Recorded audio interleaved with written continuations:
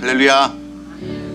저는 오늘 우리에게 주셨던 이 예레미야서 32장 6절로 15절의 말씀을 가지고 희망의 밭, 아나도체 밭을 사라고 하는 그런 제목으로 말씀을 나누기 전에 오늘 이 말씀과 연관되어진 동영상 한 편을 우리 잠시 한번 살펴보면서 오늘 이 말씀을 이어가기를 원합니다. 우리 다 같이 동영상 한 편 보시겠습니다.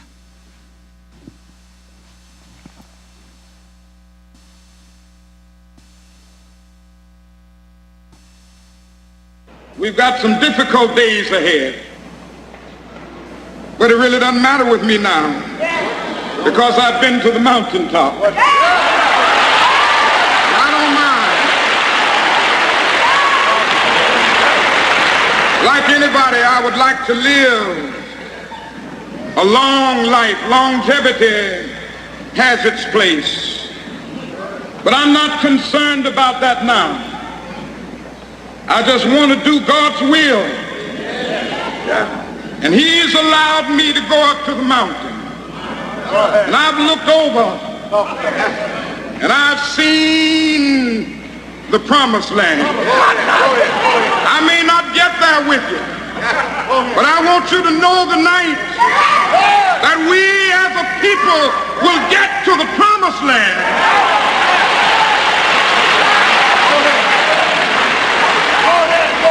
So I'm happy tonight. I'm not worried about anything. I'm not fearing any man.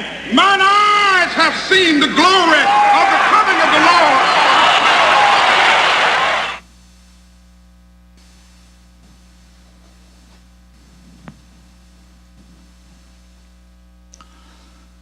이 연설은 마틴 루터 킹이라고 하는 목사님의 마지막 연설입니다. I have a dream. 나에게는 꿈이 있습니다라고 하는 이 연설은 오늘날까지 많은 사람들의 가슴 속에 남아있는 연설입니다. 왜냐하면 이 연설은 희망 없이 살아가던 수많은 사람들에게 희망을 주고 소망을 준 연설이었기 때문입니다. 노예로 미국 대륙에 끌려와서 동물처럼 살아야 했고 사람 대접도 받지 못했던 흑인들은 물론이거니와 희망도 없이 소망도 없이 살아가던 백인들에게도 이 연설은 그들에게 엄청난 용기와 소망을 주었습니다. 무엇 때문입니까? 이 연설이 그들에게 놀라운 희망의 메시지를 주었기 때문입니다. 그런가 하면 세계 제2차 대전 때 군목으로 전쟁에 참여했다가 독일군에 붙잡혀서 포로 생활을 했던 제임스 맥도날드 목사님의 증언도 똑같습니다. 이 목사님이 제2차 대전에 참여했다가 독일군의 포로로 잡혀서 독일군 소용소에 그렇게 갇혀 있을 때 수많은 연합군 포로들이 그 감옥에서 고통의 세월을 보내야 했습니다.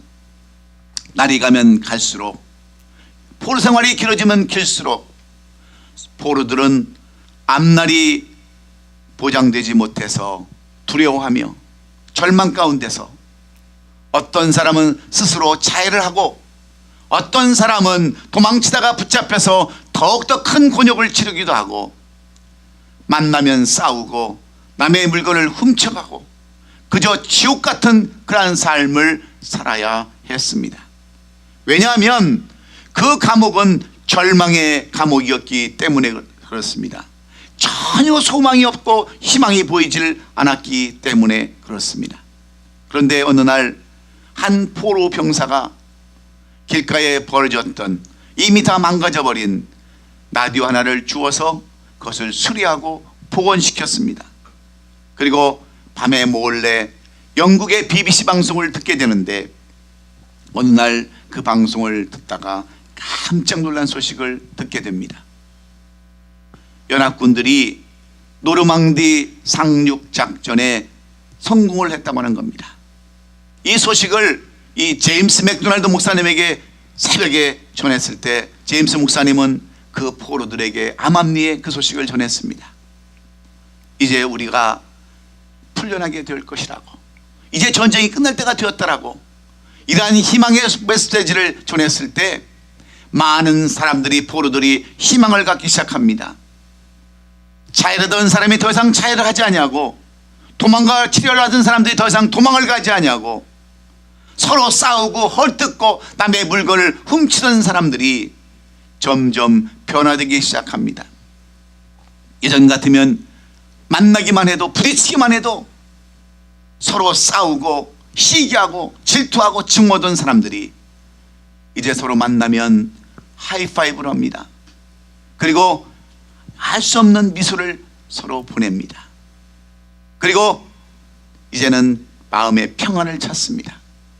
아무리 독일 군들이 힘든 일을 시켜도 그들은 더 이상 절망하지 아니하고 그 일을 담담하게 묵묵히 그것을 헤쳐나갑니다. 왜 그러겠습니까? 그들에게는 희망이 있었기 때문입니다. 이제 조국과 고향으로, 가족품으로 돌아갈 수 있다고 하는 그 희망 때문에 그들은 어떤 어려움이 있어도, 어떤 절망 가운데 있어도 그것을 다 이길 수가 있었습니다. 그것은 그들에게 희망이라고 하는 이 놀라운 그러한 비전이 있었기 때문인 줄로 믿습니다. 굳이 이렇게 생사의 삶과 연결시키지 않더라도 희망이 있다고 하는 것은 참 행복한 것이고 기쁜 것입니다.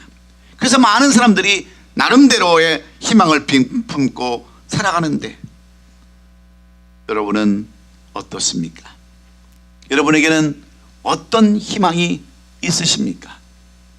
힘든 세상, 고달픈 세상, 앞이 봐도 앞을 봐도 깜깜한 이 세상을 살아가는 여러분들에게 어떤 희망이 있으십니까? 먹고 살기 힘들고 육신이 아파서 고생하며 일이 풀리지 않아서 여러 가지로 고통 가운데 있는 여러분들에게는 도대체 어떤 희망이 숨겨져 있습니까? 오늘 희망이 없는 분들은 오늘 이 말씀을 통해서 희망을 다시 한번 회생하고 회복해서 이 한 주간만큼은 기쁨과 소망이 넘쳐나는 이 한 주간 될 수 있기를 예수님의 이름으로 축원합니다. 오늘 이 본문의 말씀도 마찬가지입니다. 오늘 이 본문에 등장하는 에레미야는 아무런 희망도 없이 살아가던 사람이었습니다.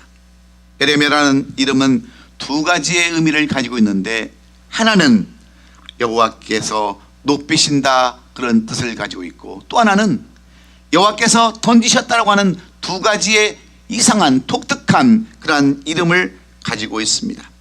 하나님께서 그를 높이신다고 하는 긍정적인 의미와 하나님께서 그를 마치 주사위 던지시듯이 던져버렸다고 하는 이 부정적인 의미 속에서 우리는 왜 하나님께서 에레미야에게 이런 두 가지의 이름을 주셨는가를 오늘 본문을 통해서 우리는 알아야 합니다.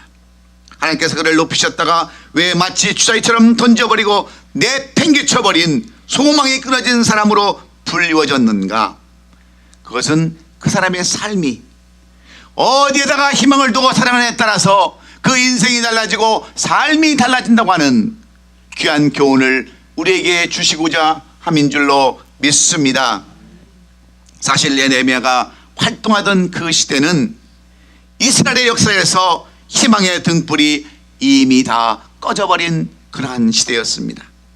그의 이름처럼 여호와를 높여야 할 이스라엘 백성들이 마치 던져져 버린 주사위처럼 내팽겨진 그러한 삶을 살아가고 있을 때, 그리고 유다의 수도 예루살렘은 바벨론의 군대에 의해서 완전히 포위가 되었고, 이런 가운데 에레미야는 조국의 멸망을 예언했다가 당시 왕이었던 시드기야 왕에 의해서 잡혀가지고 시대들 감옥에 갇히게 되었던 배경이 이 본문에 깔려져 있습니다.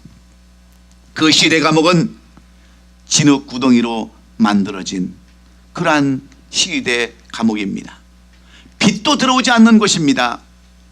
그저 물이 말라서 이렇게 진흙만 남아있는 그러한 그 곳인데, 여러분 이때가 언제인 줄 아십니까? 바벨론이 예루살렘을 포위하고 1년 6개월 동안 그들을 포위하고 음식도 들어가지 못하게 합니다. 물도 다 끊어버렸습니다. 그 성에 갇혀서 말라 죽게 만드는 그러한 때에 여러분, 에레미야가 무엇을 먹을 수 있겠어요? 무엇을 제대로 공급받을 수 있었겠습니까? 사람들은 먹을 것이 없어서 오늘은 내 아들을 잡아먹고 내일은 다른 사람의 아이들을 잡아먹을 정도로 그렇게 힘든 삶을 살아갈 때 에레미야는 도대체 감옥에서 어떤 삶을 살았겠는가 여러분 짐작되지 않겠습니까? 아무런 희망도 보이지 않습니다. 그의 눈에는 절망밖에는 보이지 않습니다.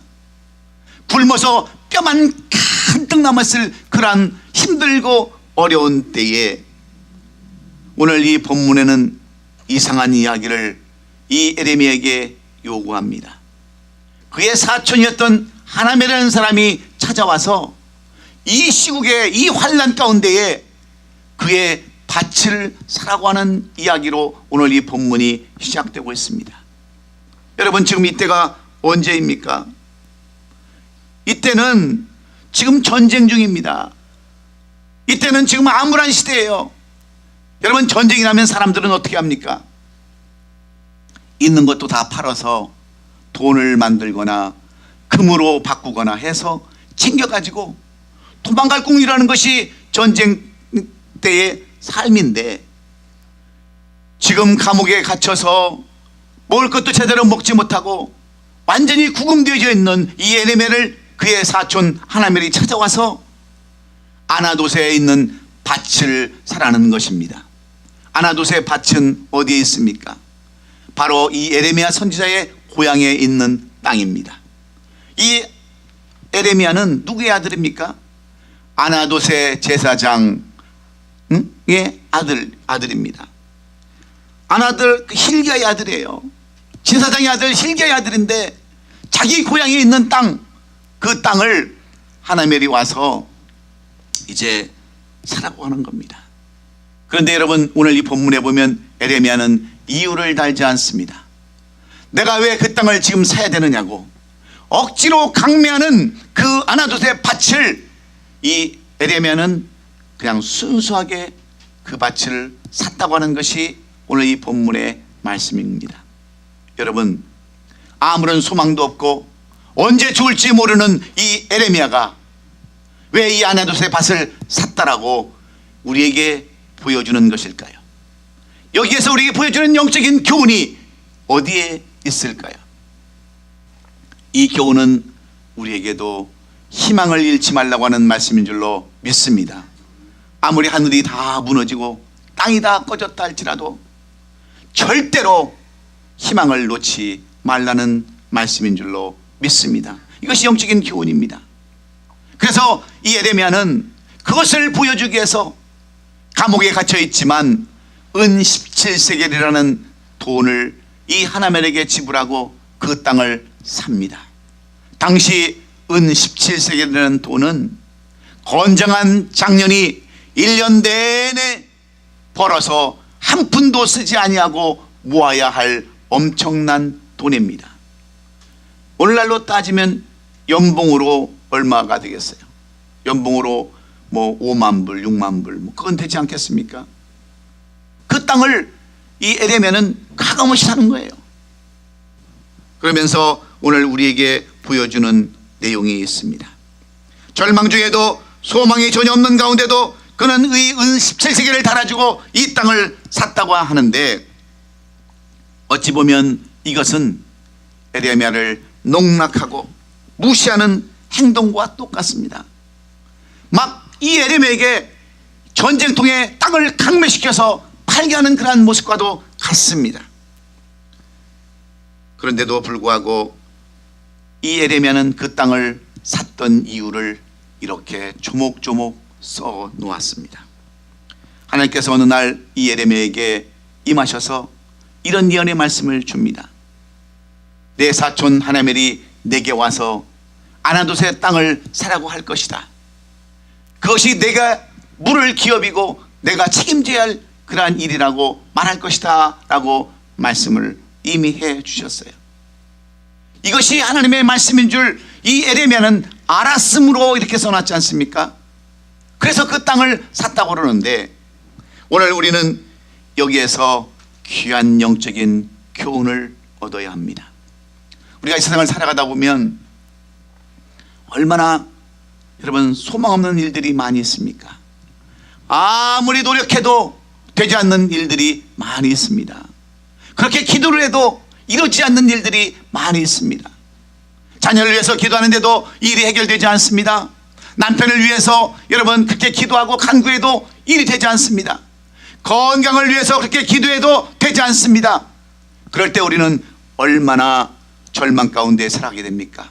얼마나 포기하며 살아가게 됩니까? 그런 우리들에게 그래도 희망을 잃지 말라는 것입니다. 희망을 잃지 아니하면 반드시 좋은 날이 있기 때문인 줄로 믿습니다. 우리말에 쥐구멍에도 볕들 날이 있다고 그랬어요. 지금은 어렵고 힘들지만 반드시 좋은 날, 아름다운 날이 있다고 하는 거예요. 이것을 모르면 사람들은 자포자기 할 수밖에 없습니다. 자해할 수밖에 없습니다. 그리고 좌절과 절망 가운데 살아갈 수밖에 없습니다. 그러나 희망을 갖는 사람들은 반드시 그 희망을 갖는 대로 이루어지기 때문에 오늘 에레미야를 통해서 우리에게 에레미야가 어떻게 희망을 갖게 되었는지, 어떻게 그 아나돗의 밭, 희망의 밭을 사게 되었는지 그 이유를 우리에게 말씀해 주시면서, 지금까지 희망 없이 살아가는 분들이 계시다면 오늘 에레미야가 희망을 다시 한번 가졌던 그 절망 가운데서, 감옥 가운데서도 희망을 가졌던 그 비결을 여러분도 배우시고 오늘 다시 한번 우리에게 주시는 소망, Boys be ambitious, Everybody be ambitious, 희망을 갖고 꿈을 갖는 저와 여러분이 될 수 있기를 예수님의 이름으로 축원합니다. 그러면 우리도 어떻게 희망을 가질 수 있겠습니까? 저는 우리 교회가 아무리 부흥이 안 되고 이렇게 모든 것이 다 정체 현상이 일어났다 할지라도 저는 희망을 잃지 않습니다. 왜냐하면 하나님이 하시면 못할 일이 없기 때문에 그렇습니다. 그럼 우리 여러분도 희망을 가지십시오. 오늘 이 에레미야가 샀던 아나돗 희망의 밭을 여러분도 사시기를 간절히 원합니다. 그러면 우리가 어떻게 희망을 가질 수 있습니까? 내 가정에 대해서, 내 가족들에 대해서, 내 식구들에 대해서, 내 교회에 대해서, 내가 속한 공동체에 대해서 어떻게 우리는 희망을 가질 수 있겠습니까? 첫째는 말씀에 우리가 중심을 둬야 합니다. 우리가 무엇에 초점을 맞춰야 되냐면 말씀에 초점을 두어야 우리가 희망을 가질 수 있다고 하는 것이 오늘 에레미야가 우리에게 주시는 교훈의 말씀입니다. 오늘 본문 6절로 7절에 보면 에레미야가 이르되 여호와의 말씀이 내게 임하였느니라 이르시기를, 보라 내 식구 살룸의 아들 하나멜이 내게 와서 말하기를 너는 아나돗 있는 내 밭을 사라, 이 기업을 물을 권리가 내게 있느니라 하리라 하셨다고 하는 이 말씀을 6절로 7절에 기록해 놓았습니다.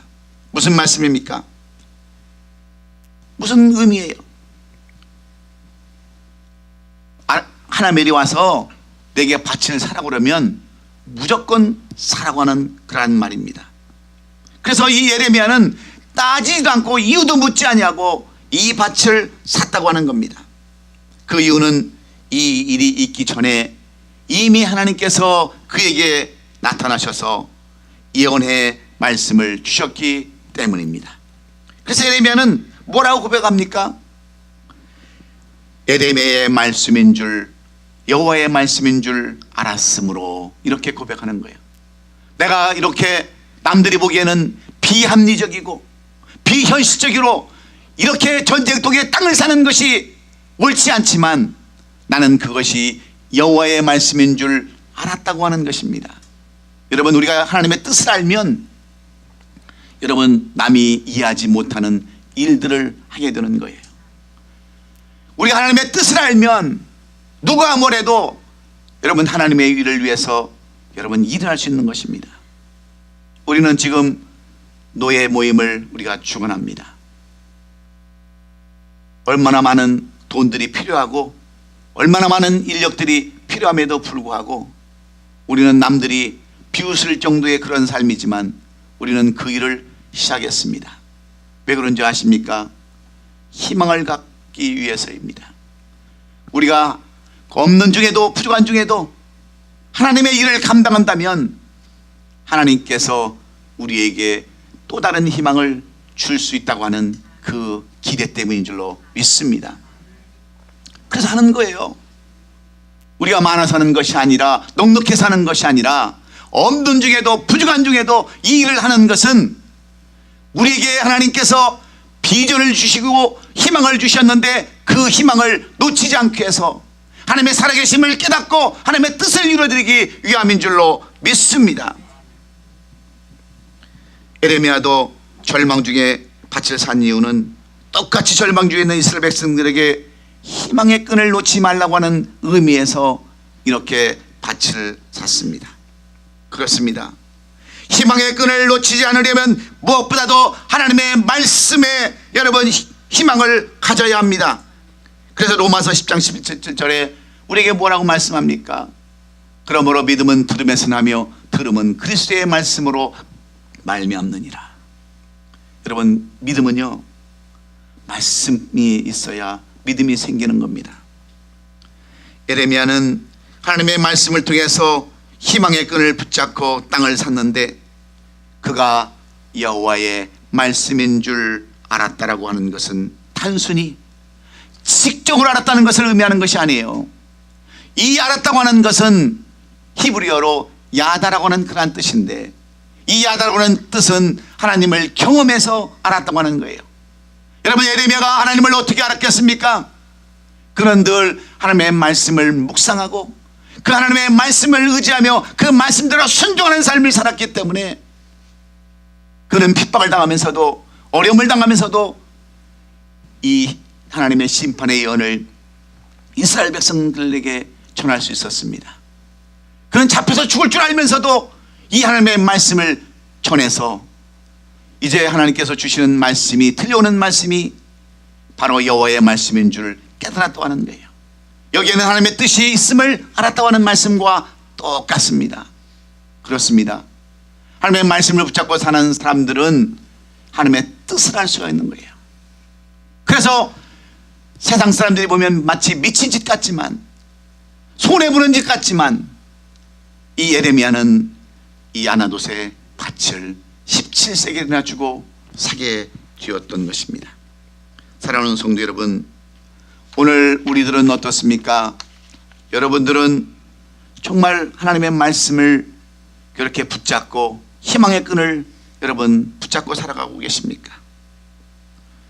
비논리적이고 비합리적인 그러한 일이지만, 미신처럼 보이지만, 오늘 에레미야처럼 말씀의 교제를 갖고 우리가 살아간다고 한다면 그 말씀 속에서 역사하시는 하나님의 뜻을 우리는 분별해 볼 수 있는 줄로 믿습니다. 사랑하는 성도 여러분, 우리는 세상 지식이나 이론을 가지고 살아가는 사람들이 아닙니다. 그런 것에 연연해 사는 사람들은 더 이상 하나님의 사람이 아닙니다. 그것은 세상 사람과 똑같은 사람들입니다. 그러므로 영적인 밭, 말씀의 밭을 여러분 오늘 사십시오. 영적으로 우리에게 주신 그 말씀을 삶으로 말미암아, 힘들어도 어려워도 말씀 붙잡고 사심으로 말미암아 하나님은 여러분에게 끊이지 않는 희망의 끈을 여러분에게 주시는 줄로 믿습니다. 하나님의 말씀은 살았고 좌우의 어떤 낯선 것보다 더욱더 예리하여 우리의 혼과 영과 골수를 쪼개기까지 하며 우리의 마음을 감찰하신다고 하셨던 이 말씀을 끝까지 붙드시고 그 말씀 붙들고 여러분 사셔서 희망의 끈을 놓지 않는 우리 성도들이 되기를 주의 이름으로 축원합니다. 말씀 붙잡고 살아야 여러분 다시 승리할 수 있는 거예요. 수많은 사람들이 넘어졌다가 쓰러졌다가 여러분 다시 일어날 수 있는 비결은 무엇이었습니까? 오직 하나님의 말씀이었는 줄로 믿습니다. 그래서 우리 교회가 항상 이렇게 말씀을 암송하게 하고 말씀대로 살기로 이렇게 얘기하면서 말씀을 강해로 설교하는 이유가 바로 거기에 있는 겁니다. 오늘 우리는 말씀을 늘 묵상하면서 사시는 저와 여러분 되시기를 주의 이름으로 증언합니다. 두 번째로 에레미야가 왜 그 감옥에서도 밭을 사겠습니까? 무엇 때문입니까? 그의 희망을 공동체에 두었기 때문입니다. 에레미야가 하나멜의 밭을 샀던 그 이유는 결코 자신을 위해서가 아니었습니다. 자신의 이익을 위해서가 아니었어요. 그 땅을 투자해서 돈을 벌려고 여러분 그 밭을 산 것이 아닙니다. 그 밭을 17세겔에 주고 샀다고 한다면 다음날 1세겔 주고도 살 사람이 없는 그런 땅입니다. 그럼에도 불구하고 이 예레미야가 이렇게 많은 돈을 주고 그 땅을 샀었던 비결은 어디에 있습니까? 오늘 본문 10절로 12절에 보면 내 숙부의 아들 하나멜의 아나두에 있는 밭을 사는데 은 17겟을 달아주되 증서를 서서 봉인하고 증인을 세우고 은을 저울에 달아주고 법과 규례대로 봉인하고 봉인하지 아니한 매매 증서를 내가 가지고 오라고 이렇게 써놨어요. 당시 유대인들의 관습에 의하면 땅을 살 때는 반드시 두 가지의 증서를 만들었습니다. 하나는 인봉을 해서 어떤 단지에다가 봉인을 해서 묻어두고, 또 하나는 그것을 펼쳐서 많은 사람들로 보게 했습니다. 오늘로써 하나멜의 밭은 바로 에레미야의 밭이 되었다고 하는 이 사실을 공포하고 그걸 많은 사람에게 알리고 그것을 시대뜰에 나가서 많은 사람들에게 알렸습니다. 그리고 그 증서를 조율하는 의식도 시대뜰에서 갖게 되었습니다. 그런데 에레미야로 이렇게 하는 이유는 그들로 하여금 끝까지 하나님을 의지하고 마침내 공동체가 회복되는 것에 대한 희망을 갖게 하려고 하는 의도였음을 우리가 분명히 알아야 하는 겁니다. 사실 개인과 공동체는 너무나도 중요한 상관관계를 가지고 있습니다. 여러분, 개인이 없는 공동체가 있겠습니까? 공동체가 성립이 되려면 각 개인들이 있어야 되는 거예요. 그런데 이러한 에레미야 한 사람의 희생으로 말미암아 자기의 공동체를 살려보겠다고 하는 이 에레미야의 간절한 마음은 그가 땅을 삼으로 인해서 공동체를 이렇게 살려보려고 하는, 공동체에 어떤 희망을 주려고 하는 이러한 의도가 있었음을 우리는 알아야 합니다. 그래서 좋은 믿음이라는 것은 시작은 개인적인 그런 동기에서 시작했지만 결국은 공동체의 동기로 나가는 믿음이 진정한 믿음의 사람인 줄로 믿습니다. 그래서 우리가 무엇을 알아야 되느냐? 내 개인이 얼마나 중요한가를 우리는 알아야 돼요. 나의 개인이 없으면 공동체가 이루어질 수 없습니다. 공동체라는 것은 개인 한 사람이 모여서 공동체를 이루어가는 것이기 때문에 나 한 사람이 얼마나 중요한가.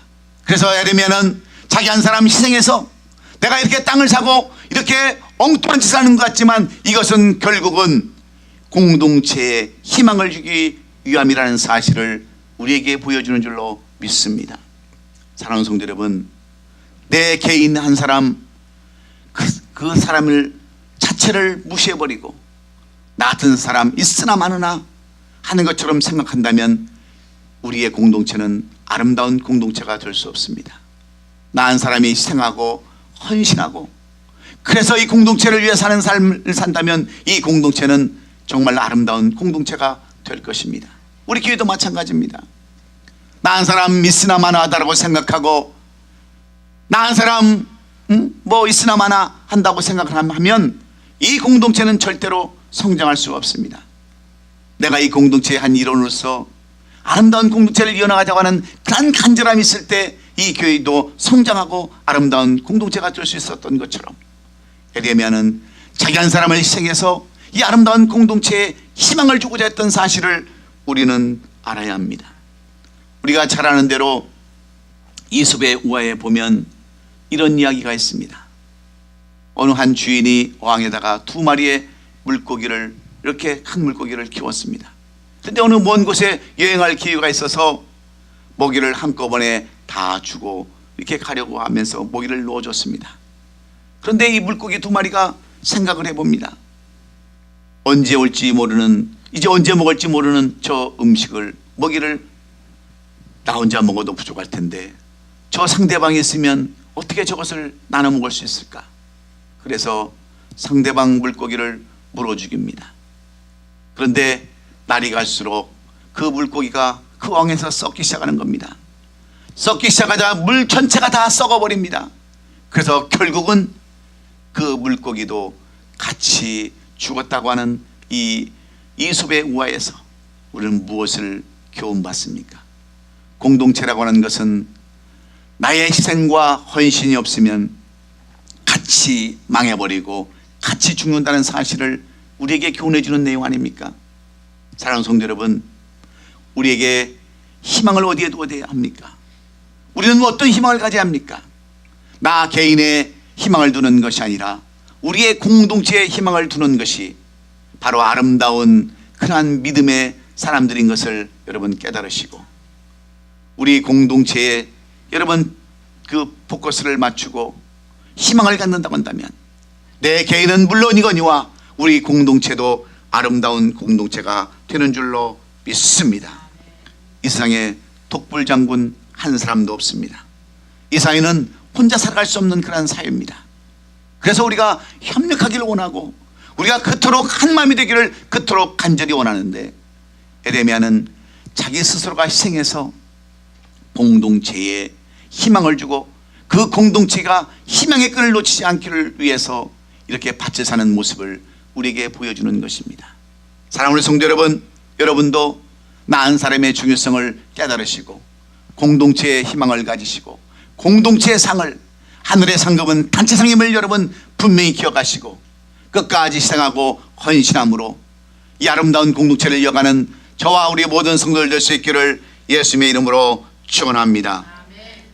마지막으로 에레미야는 무엇에 희망을 두어서 그 밭을 사게 되었을까요? 그는 미래에 희망을 두었기 때문인 줄로 믿습니다.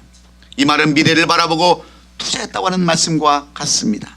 14절을 보시면 만군의 여호와 이스라엘 하나님께서 이와 같이 말씀하시기를 너는 이 증서를 곧 봉인하고 봉인하진 매매 증서를 가지고 통에 담아 오랫동안 보존하게 하라 그랬습니다. 에레미야는 분명히 70년 이후에 후손들이 들어와서 임봉된 토기에서 매매 증서를 꺼내어 보게 될 것이라는 것을 알았습니다. 그때 후손들이 이 매매 증서를 보고 이스라엘의 모든 역사가 하나님의 손에 달려있다고 하는 것을 알았을 것입니다. 즉 먼 미래를 바라보면서 이 일을 했다고 하는 거예요. 후손들을 위해서 이 일을 했다고 하는 겁니다. 어차피 우리 인생 모세의 고백처럼 잠시 왔다 가는 인생입니다. 우리의 연수가 70이요 강건하면 80이라도 그 인생은 수고와 슬픔뿐이니 속히 날아간다고 했던 우리의 인생 속에서 우리는 무엇을 바라보며 살아야 합니까? 우리는 미래를 바라보며 살아가야 합니다. 오늘의 현실이 너무나도 슬프고 너무나도 안타까워도 되는 일이 없어도 우리는 미래를 바라보며 살아갈 때 우리에게도 희망이 생기는 줄로 믿습니다. 꿈이 있는 백성은 망하지 않는다고 그랬습니다. 이 말은 꿈이 없으면 결코 망할 수밖에 없다라고 말하는 말씀과 무엇이 다를 바가 있겠습니까? 그래서 예수님은 우리에게도 여러분 말씀해 주고 있지 않습니까? 삶을 통해서 보여주고 있지 않습니까? 예수님께서는 정말 하나님의 마음을 알기 위해서 하나님 내 잔을 지나가게 해주옵소서, 이 잔을 마시지 않게 해주옵소서 간절히 기도했다가도 이것이 내 뜻이 되지 말게 하시고 아버지의 뜻이 되게 해달라고 간구하심으로 그 하나님의 말씀을 의지했던 것을 우리가 보지 않습니까? 뿐만 아니라 예수님은 우리로 하여금 이 땅에 교회를 세우게 하시고 음부의 권세가 이기지 못하게 하시면서 이 땅에 공동체를 세워주셨습니다. 그리고 미래의 삶을 살게 하셨습니다. 그러므로 우리가 이 땅의 하늘나라를 바라보며 살라고 말씀하셔서 예수님은 그 말씀대로 부활의 증인이 되어셨습니다. 사랑하는 성도 여러분, 여러분은 이제 어떤 희망을 품고 살아가기를 원하십니까? 어떻게 여러분의 희망을 다시 한번 갖기를 원하십니까? 여러분에게 주셨던 각자의 말씀, 그 말씀을 붙들고 여러분 그 말씀대로 희망을 가지시기를 주의 이름으로 축원합니다. 여러분에게 주신, 여러분 연초에 주신 말씀들이 다 있지 않습니까? 저도 힘들 때, 어려울 때 저는 항상 제게 주신 창세기 28장 15절의 말씀을 늘 기억합니다. 내가 너와 함께 있어 내가 어디로 가든지 너를 지키며 이 땅으로 돌아오게 할지라. 내가 내게 분부한 모든 일을 다 지킬 때까지 너와 함께 하리라 하셨던 그 약속의 말씀을 저는 저버리지 않습니다. 그 말씀이 저로 하여금 새 힘을 갖게 하고 희망을 갖게 하기 때문에 힘들어도 어려워도 이 말씀 붙들고 희생하며 남을 섬겨보려고 애쓰고 하나님께서 반드시 복주실 것을 알기 때문에 우리는 이 희망을 놓치지 않는 것입니다. 여러분도 마찬가지예요. 오늘의 현실이 너무나도 힘들다 할지라도, 앞이 캄캄해하다 할지라도 희망의 끈을 놓지 않냐면 하나님의 말씀을 붙잡고 내 자신의 이익을 위하는 것이 아니라 공동체를 위해서 힘쓰고 미래를 바라보면서 희망을 갖는다면 여러분에게도 좋은 날, 봄날, 아름다운 날이 있음을 분명히 기억하시고 다시 한번 이 아나돗의 밭, 희망의 밭을 사는, 말씀의 밭을 사고 공동체의 밭을 사고 미래의 밭을 사는 우리 옷이 아름다운 교회 성도들이 될 수 있기를 예수님의 이름으로 축원합니다. 기도하겠습니다. 고마우신 우리 아버지,